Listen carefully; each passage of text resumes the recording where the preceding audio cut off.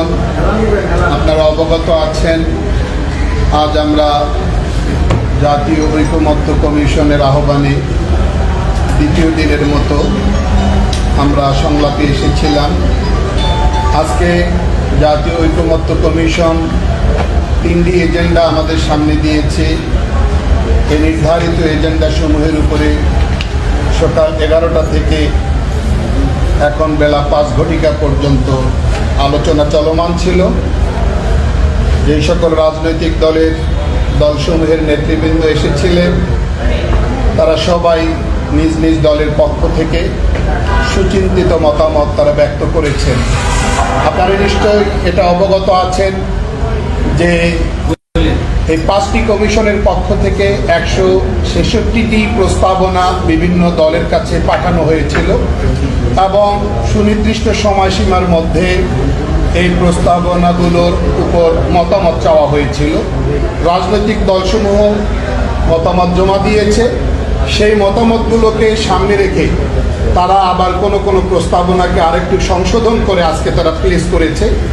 জন্য আজকে আর্টিকেল 70 অনুচ্ছেদ এবং পার্লামেন্টের স্থায়ী কমিটিতে বিরোধী দলের সদস্যদেরকে সভাপতির পদে পদায়িত করা এবং আসন সংখ্যা বৃদ্ধি করে 400-তে উন্নীত করা এবং 100 আসন নারীদের জন্য আলাদা রাখা আর 300 আসন সবার জন্য উন্মুক্ত রাখা, এই ছিল আজকে আলোচ্য বিষয়। এজেন্ডা সমূহ আমরা আমাদের যেটাতে আমাদের হামত দেয়ার সেটাতে আমরা হামত দিয়েছি। আমরা বলেছি যে 70 অনুচ্ছেদের ব্যাপারে আমরা স্পষ্ট বলেছি। প্রথমে তো আমরা বলেছিলাম একমত নই। আজকে সংশোধিত আকারে আসার পর আমরা বলেছি যে অর্থ বিল, আস্থা ভোট এবং সংবিধান সংশোধন ব্যতীত নিম্নকক্ষ অর্থাৎ জাতীয় সংসদের সদস্যবৃন্দ তাদের মনোনয়নকারী দলের বিপক্ষে ভোট দেওয়ার পূর্ণ ক্ষমতা রাখবে বা থাকবে। এই জায়গাটাতে আমরা বলেছি এই 3টার সঙ্গে আপনারা আরেকটাকে যুক্ত করেন, রাষ্ট্রপতি নির্বাচনের প্রসঙ্গটিকেও আপনারা এর আওতায় আনেন। অর্থাৎ এই 4টি জায়গায় জাতীয় সংসদের সদস্যবৃন্দ তাদের মনোনয়নকারী দলের বিরুদ্ধে ভোট দেওয়ার ক্ষমতা রাখবে না। এই জায়গায় আমরা প্রস্তাব করেছি।